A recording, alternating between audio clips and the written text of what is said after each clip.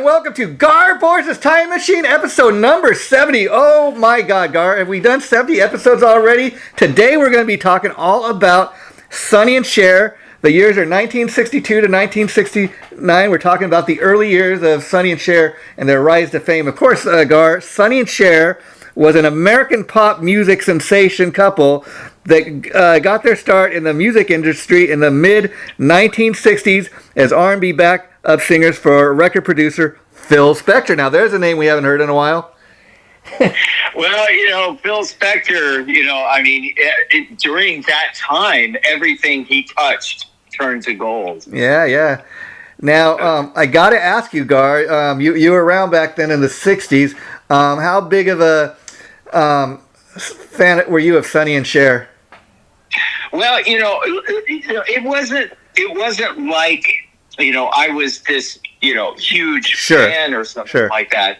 But, what it was, I'm a huge fan of pop culture. Yeah. And Sonny and Cher are pop culture icons. Yes. And it's an undeniable label. You cannot argue with the fact.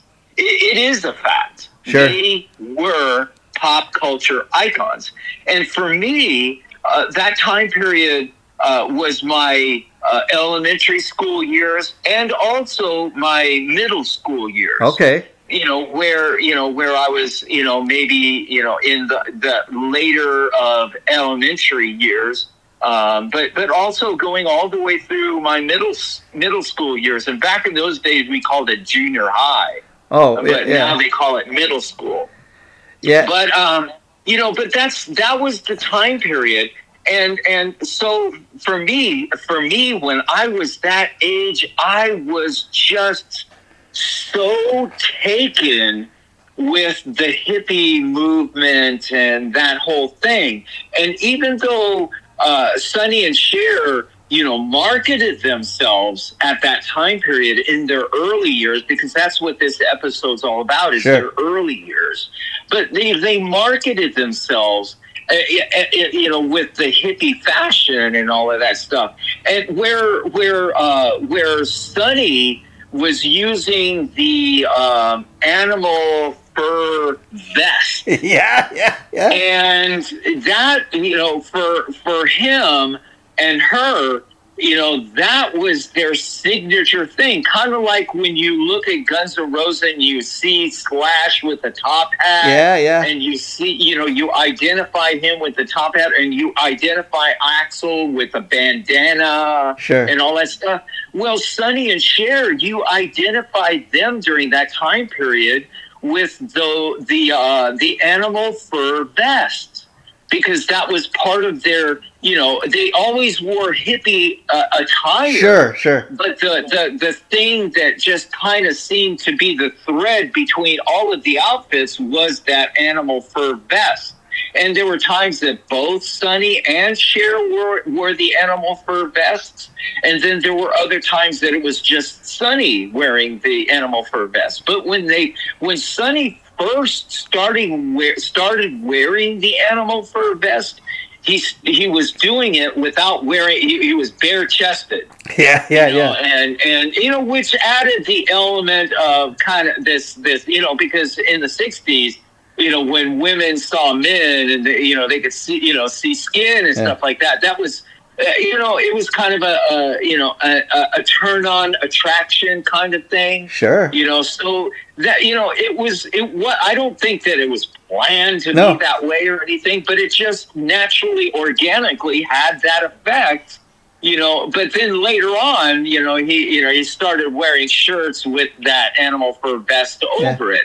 But in the very beginning, he wasn't wearing shirts, and it was just the vest. Sure, and Gar, a couple things here. I mean, Sonny and Cher, like you said, came around, during the hippie culture movement, and so they were kind of primed for that time. And let's think a little bit about Sonny and Cher, what they looked like. I mean, from the get-go, it was almost like Beauty and the Beast. I mean, everybody was astonished and just in awe of Cher's beauty. There was no denying she was the star of the group. Yet he was somewhat what you'd say the brains behind the whole duo. I mean, he was the guy that wrote the songs, he arranged them, he produced them, and yet she was kind of the star of the act, you know.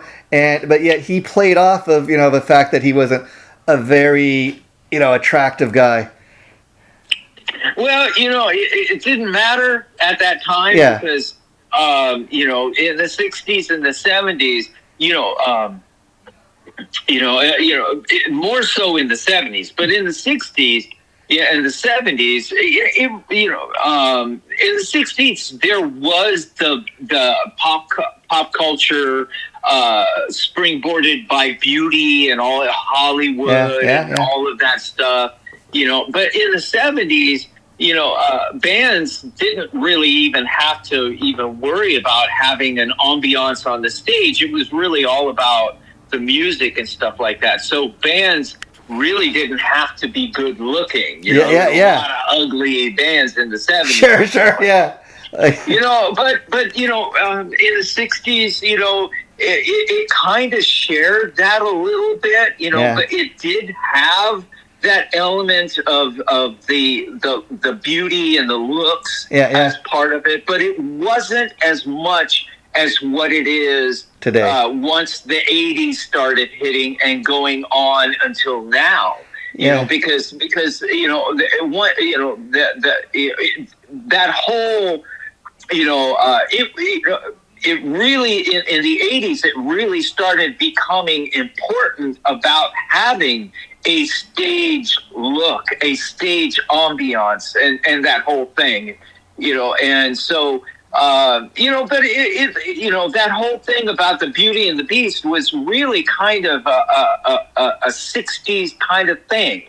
And you know, the interesting thing about it is, I got to tell people here, Gar, kind of the backstory behind doing today's episode. Now, this like the recent Beatles episode we did kind of sprung off of our recent 3-part episode on the history of the Ed Sullivan Show, because of course Sonny and Cher first appeared on the Ed Sullivan Show. I mean, that was one of their first like ever TV appearances, and it was a pretty major appearance. And I remember when we did that episode and I was doing the research, I went on YouTube and I was checking out that performance. Now, amazingly, when Sonny and Cher premiered on the Ed Sullivan Show, I mean, Sonny did not have that famous mustache that he is known for. I mean, he looked like a long hair hippie. She came out, they were holding hand in hand. You felt like, you know, not only was this a magical, you know, musical number, but you could feel like they were really in love. They came out, and again,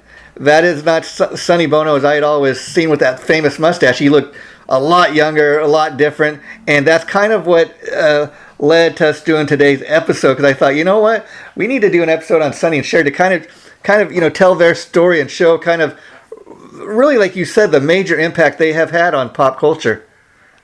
Well, I have to compliment you because that you know, when you proposed it to me, I immediately knew it was a great idea. Yeah. You know, so, you know, kudos to you, brother. I couldn't do it without you, Gar, and you were the man that was there. Yeah. So yes.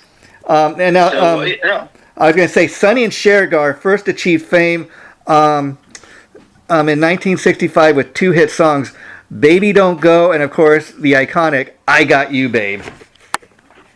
Well, you know, and it's just, I think, you know, from my generation, everybody remembers hearing I Got You, Babe.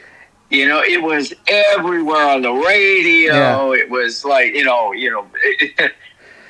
was just, it was a hugely popular song. And this is also a time period where albums were being sold. Yeah. But, you know, your success was really based on kind of singles, you know? Oh, yes. And how popular a single song was.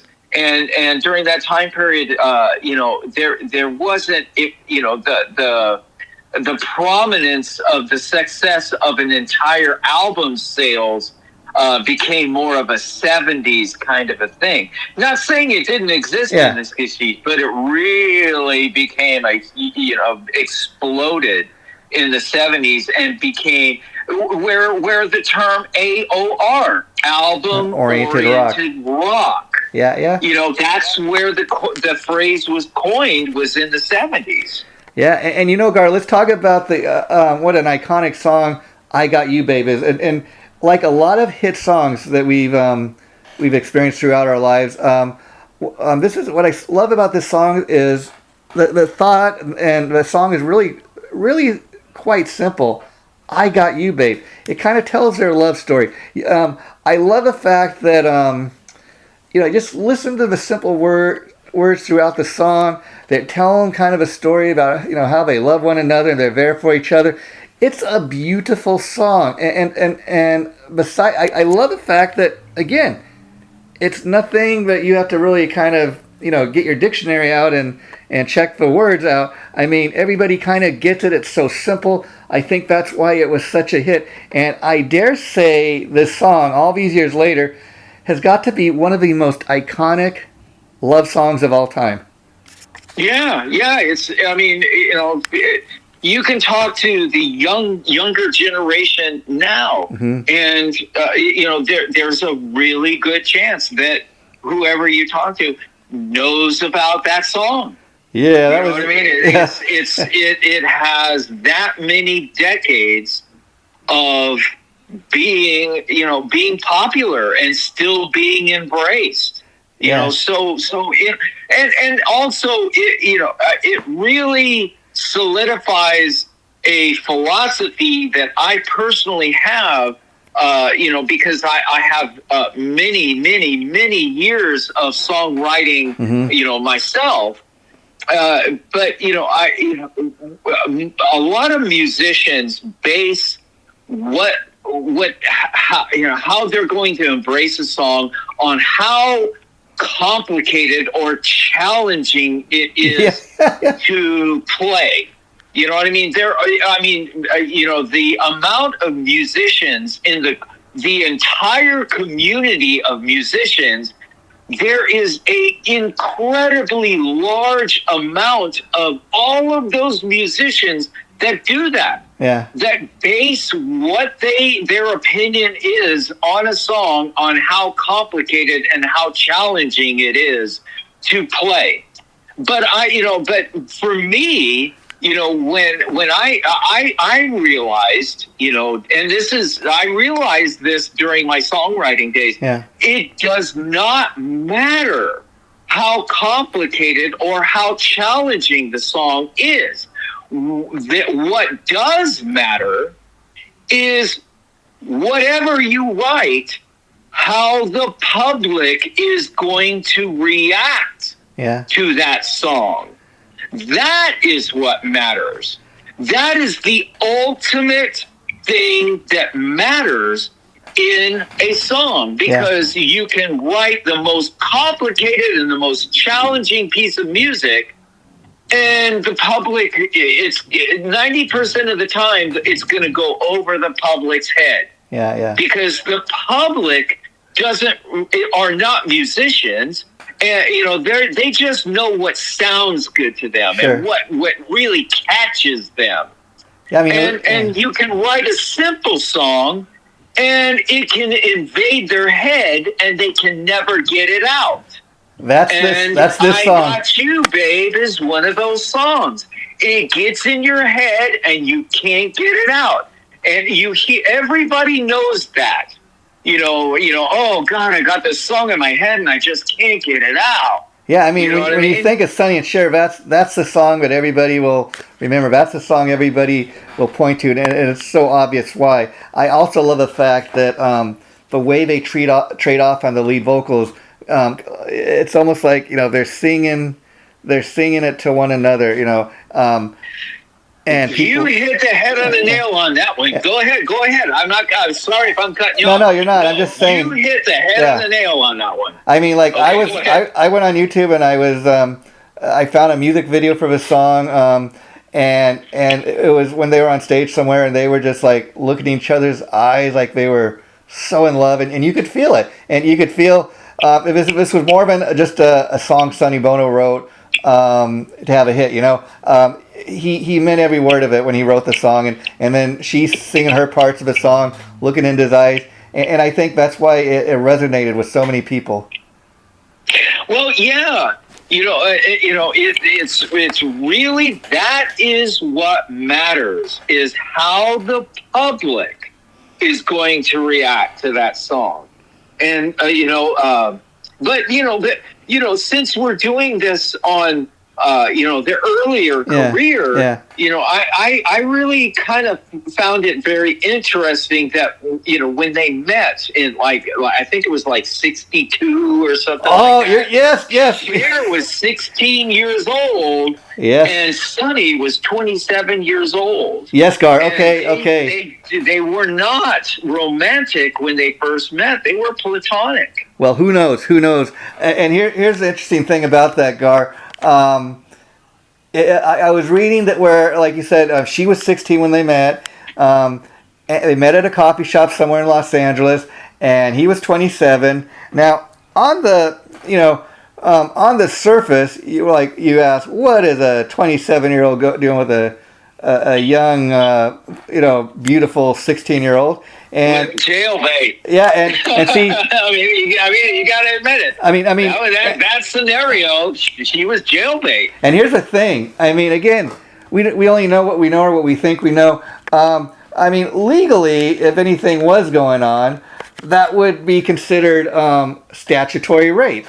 And I bring this up only because I was also reading, and this may be why, that Sonny in his autobiography confessed that him and Cher were not legal. They I guess went through a ceremony, but it was not a real official, I guess, to make people think they were married. But he confessed in his autobiography that they were not officially married until their daughter Chastity was born.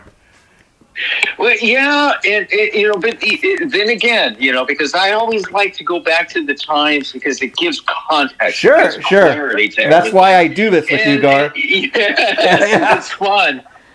But it's just that it's that time period, where you take any other decade, and that's not going to really happen. Yeah. You know what I mean? But when you take and also the wedding was more kind of like a 60s kind of hippie thing, kind of thing. You know what I mean? And so I think if you just read it by reading it on there, you kind of lose context. Sure. But during that time, I could totally see them doing an impromptu wedding kind of thing like that because it was classic for that time. Sure. Yeah. And here's what I read. So it went on to say Sonny and Cher became best friends first, eventually lovers, and then of course the two were married. Yeah,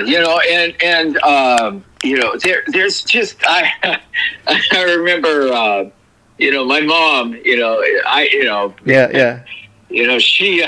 she just whenever my mom would watch beauty contests, I distinctly remember this. I clearly remember this.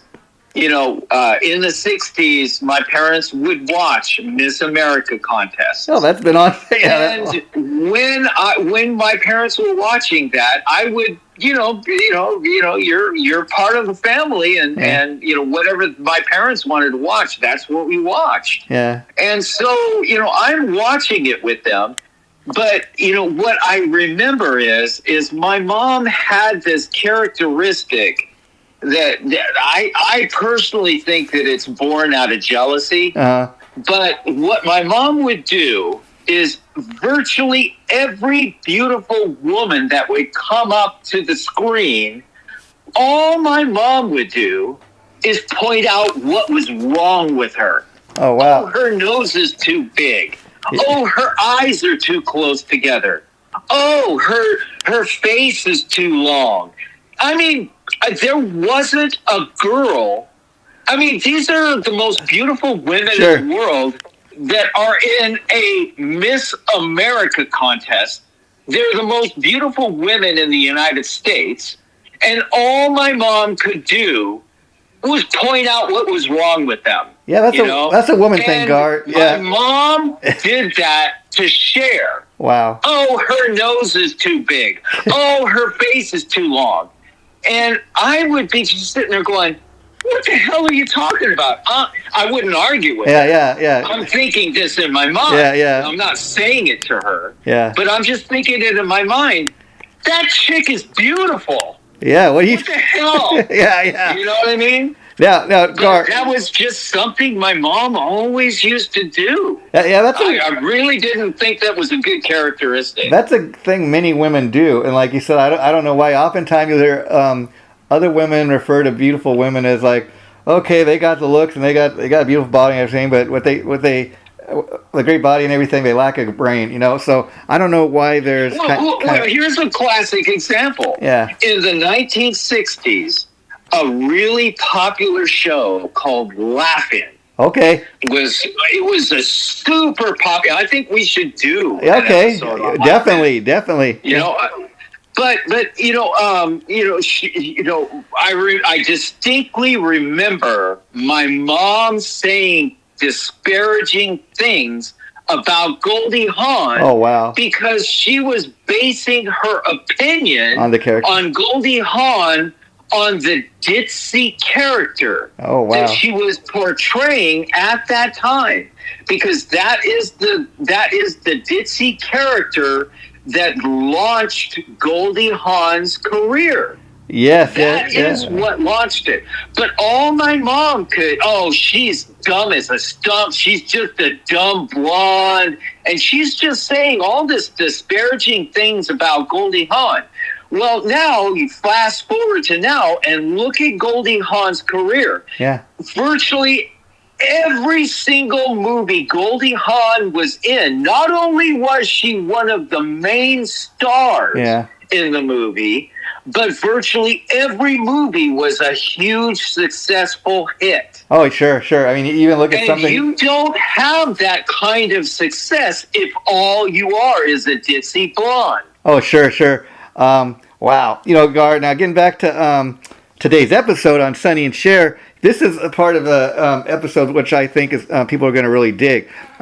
It said that through Cher's friendship and connection, of course, to Sonny Bono, that is how she got her start as a backup singer on many classic Phil Spector recordings, such as for Ronettes, "Be My Baby." Now that for the Ronettes was, of course, a big hit, and I did not know. But if you go back and you listen, you can hear her voice on the backgrounds.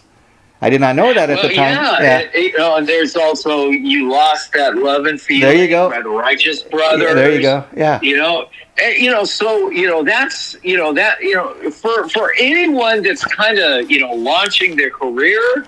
When you're going from nobody and like basically singing in your living room or your bathroom, hoping to have success, and going to that position where now your voice is, even though it's not the main voice, it's one of the back on hugely successful recordings.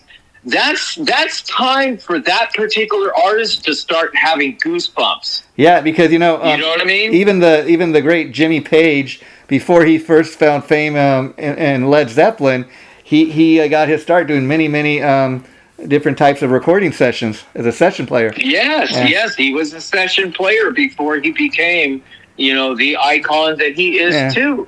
Yeah. So it's just that's when you're in that stage of your career where you're making that kind of a jump. Mm-hmm. It's something that really all I can do is speak for how it would affect me. Oh sure. It would just put major gas in the tank. Yeah, there you go. Major wind under the wings. You got a way of putting things. Yeah, man, it would really, oh man, it would inspire me to do more. And I guarantee you it had that same effect on both Sonny and Cher, because they were both at that time period doing backup vocals on very successful songs. Oh, sure. And Gar, here's where today's episode gets really interesting, because like many famous people, in this case, Sonny and Cher, before they were known professionally as Sonny and Cher, they went by another name. Do you have any idea what that was? Oh, yeah.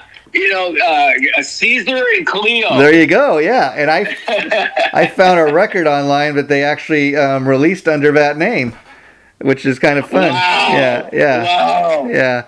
Well, it really never went anywhere. Yeah. But it does give you some of those signposts that if things are starting to change for them, they're starting to get that chance because of that success of being those backup singers on those. So now people are, when you have that, now people are going to be more receptive to giving you a chance, to take that next step and everything. And that's exactly what they were doing.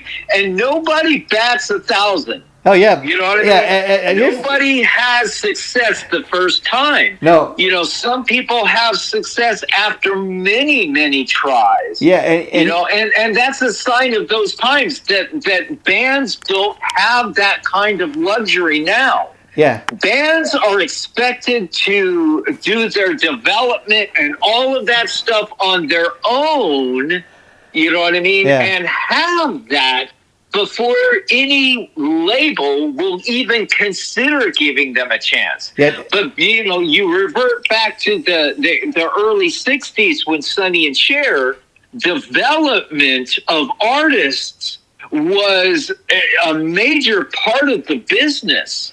Yeah, you know what I mean? Oh, sure. And that's where the term artist development came from.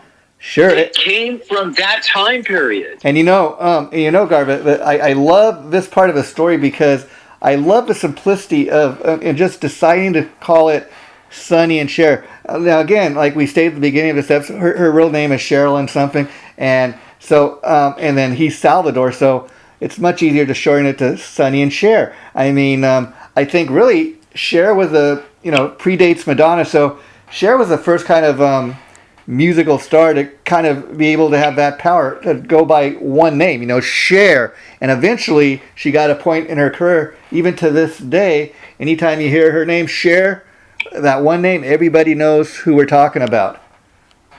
Well, you just hit on an interesting aspect of it, the comparison of other artists that followed later. But not only did she start that, the one name trend, but she also started the whole thing about an artist being the main focus and having the whole show designed around that artist, and having that artist have the dancers doing the dance routines while they're singing, and all of that stuff. Which the Madonnas of the world, they took that baton that was passed by Cher and, elaborated on that. But Cher is also the beginning of that. The artist, the female artist. And she also was changing her outfits and her looks, which also became a mainstay because that's also a part of what Madonna did. Every time she did a new tour, there was also a fashion thing that was connected to that tour. Yeah. And she was always dressing differently. That was that new difference in her whole fashion that she was doing on stage was the signature of the entire tour. Yeah. You know what I mean? But that was all started by Cher when she was doing her solo career.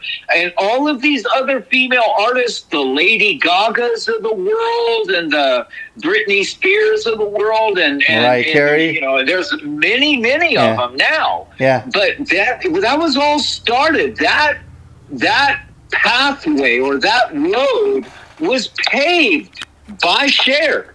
Yeah, and let's think about it, Gar. Like you're saying, I mean, I mean, Cher going back to the mid 1960s when she got her start in the music industry.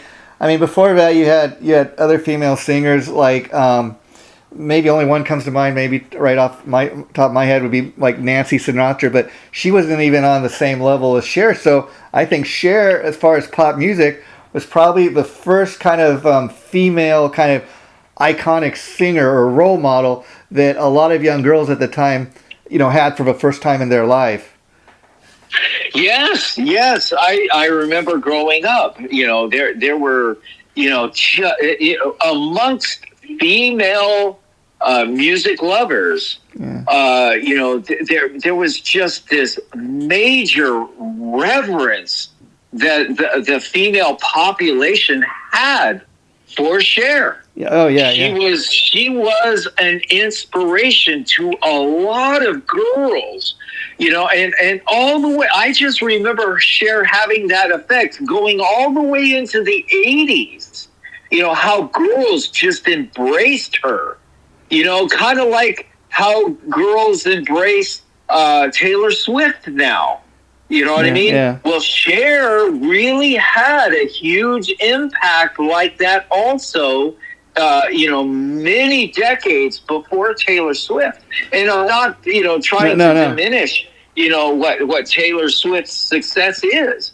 You know what I mean? But, I just like to marvel on the people that actually start these trends, that the people that actually pave the road for others to follow, and there's just so many girls that just had a major reverence for her. Oh, sure. And now, Gar, when Sonny and Cher in the summer of 1965, they really saw their first kind of taste of fame when they released their debut album, Look at Us, which of course featured a #1 smash hit song we were talking about, I Got You, Babe.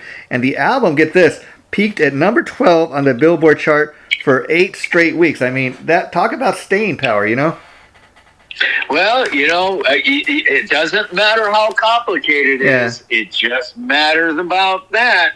You know what I mean? And that's why, because I've never really stopped, songwriting and stuff like that. But, I remain always open to the simplicity of virtually any song. I don't purposely try to create a song that's complicated, or I don't purposely try to create a song that's super simple. Just whatever. I just try, as an artist, you just try to create art. Yeah. And when you're creating a song, basically it's like a painter having a blank canvas. Sure. And, and that song never existed. The whole idea and everything behind the song never existed before. But as a songer, you're creating that. Oh, sure. And so, it's really, that is, I never really forgot that revelation. Yeah. You know what I mean? About the simplicity and how important simplicity is in music also. Yeah. You know what I mean? Sure. It really is important, and there are so many musicians that just they never mentally digest that. Yeah, and Gar, when talking about music and musical icons such as Sonny and Cher, I mean, one thing in talking about anybody has that kind of, impact on pop culture and music. What goes up must come down, and this has been Sonny and Cher Part 1. And specifically 1962 to 1969, specifically talking about the early years, how they kind of rose to fame. And at one point, everything started to kind of stall. And we're going to wrap up today's episode. Before we do, though, this is very important. Sonny Bono wanted to capitalize even more on the success of Sonny and Cher. So next he moved forward with the 1967 film Good Times, which was a major flop. And by 1968, once Good Times had flopped, Columbia Pictures decided then to sell the rights to the follow-up film Speedway to MGM, and MGM replaced Sonny and Cher in the film with Elvis Presley and interestingly enough, Nancy Sinatra, who I mentioned a little bit ago. Now, again, just think about that. If you're Sonny and Cher, you have this, big success for several years, and then you want to move into the next phase of your career. Let's do a movie. I think maybe I had that thought because Elvis had been successful in the movies, and hey, let's try this. But that movie, their first time out, was such a flop that Columbia Pictures sell the rights to what was going to be a follow-up, and Sonny and Cher are actually replaced by Elvis Presley and Nancy Sinatra in their own movie. Think about that for a minute. Well, I just have to admit that was, and not a knock on Sonny and Cher, but the vehicle lends itself better to Elvis Presley and Nancy Sinatra. Yeah. I just don't see that same kind of dynamic being able to be sustained, by Sonny and Cher. Yeah. And like I said, this is not a knock, not a knock on them, but it was the actual vehicle of the movie that I can see now in hindsight that it just was a better fit for Elvis and Nancy Sinatra. I just see that the whole dynamic, the whole marketability, and the whole, the dynamic between the two characters, the love dynamic and all that kind of stuff. I just see it lending itself better, to Elvis and Nancy.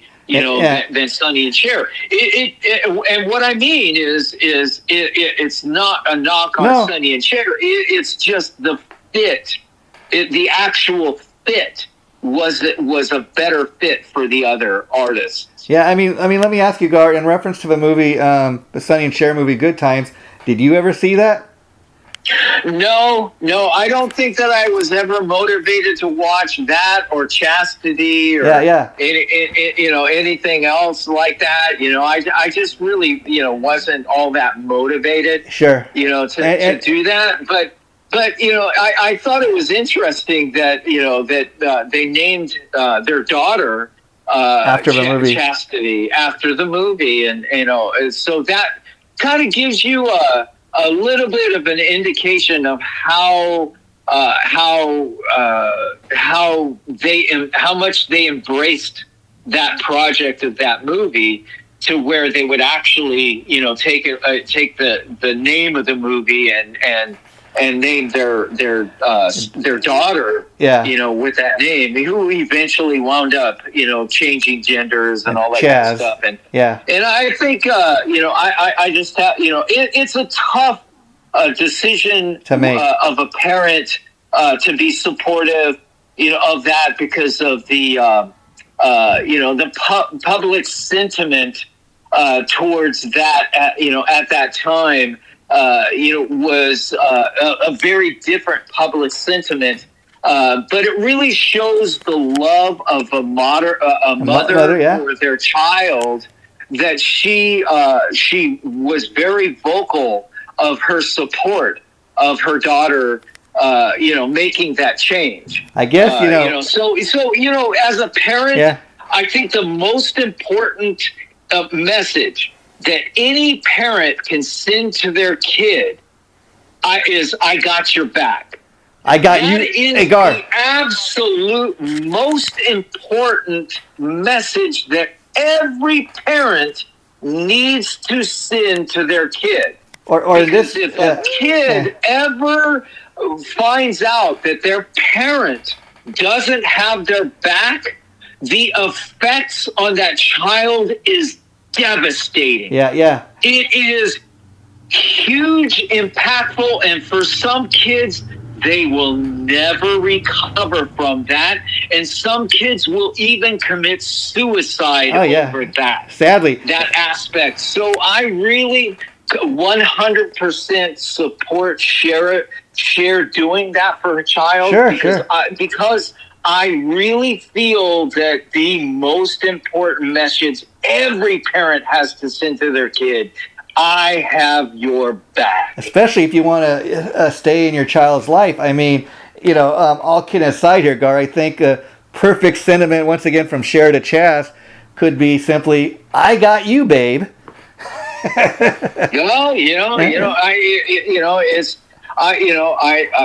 think really her reaction to Chaz doing that has everything to do with the quality of life that Chaz gets to enjoy now, that Chaz would never have been able to enjoy if he or she never had that support from her parent. Oh, sure. I don't know how Sonny reacted because I really haven't found anything, so far, that explains what his reaction to that was. But, I do find that Cher was very vocal in her support. Well, I believe, Gar, that Sonny had died before Chaz had come out about all this stuff. Probably, yeah. And probably. And the other thing in closing day, in talking about around 1968 when career Sonny and Cher started to stall, what I find amazingly interesting in reference to both Good Times and Chaz, which I have not seen either one, and interesting enough, I kind of, when I read about these two movies that flopped, I kind of had a desire to see it, so I went on Amazon to see if they had it available on DVD. Could not find it anywhere. And all through growing up, I heard about these two movies, how they flopped. And what's interesting is, I guess, I don't know if it was Sonny and Cher or, the studios that made the films but they did a real good job burying this stuff, because I can't even remember ever a time on late night movie or something, or VH1's rock and roll movies, of them ever playing any of the stuff on TV. So I will say the movies must have been atrocious for the simple fact that they haven't even been released for diehard Sonny and Cher fans that collect this stuff. And so they really did a great job of burying this stuff. Well, but then again, that's the sign of the times, because, one of the things, about all the years, I'd say all the way up until about 2000, actors and musical artists and, people in the entertainment industry had the luxury that if they had anything, happen in their lives that was a public embarrassment because of how public reacted to it. How whether things were socially acceptable or not was very different during that time. Yeah. And so, canceling was happening back then too. Yeah. And so she, it was a time where artists enjoyed that the record labels or the movie studios had departments that would squash any bad press that would come out and everything. So people that were pieces of shit, could get away with doing things that were really shitty. And they were always protected by the label or the movie studio, in squashing all of these bad press things. You see what I'm saying? Yeah. And to be honest with you, I personally think that emboldened these people that were pieces of shit. Yeah. Doing just the shittiest things that you could ever imagine. It emboldened them that they could get away with it as much as they want, and they could continue to do it as long as they wanted. And they always didn't have to worry because they were always protected. Oh yeah. And I am a real big fan of about the year 2000 that got stripped away, and now these people we're starting to be held accountable for the shitty things that they were doing and getting away with for so long. Yeah. That was a thing during that time period, that shitty people could get away with shitty things and they were protected.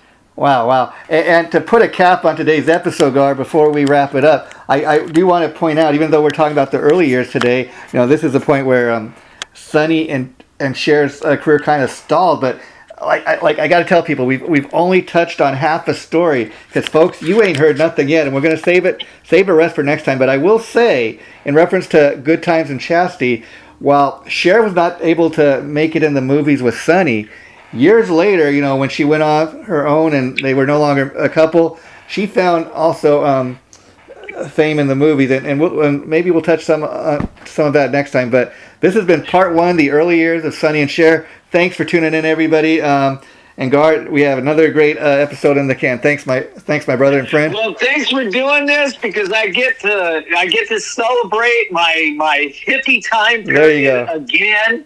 And anytime I get to do that, it's really special to me, because it's a very special part of my childhood. Well, thank you for sharing, Gar. We love hearing those stories. Well, thank you. Bye.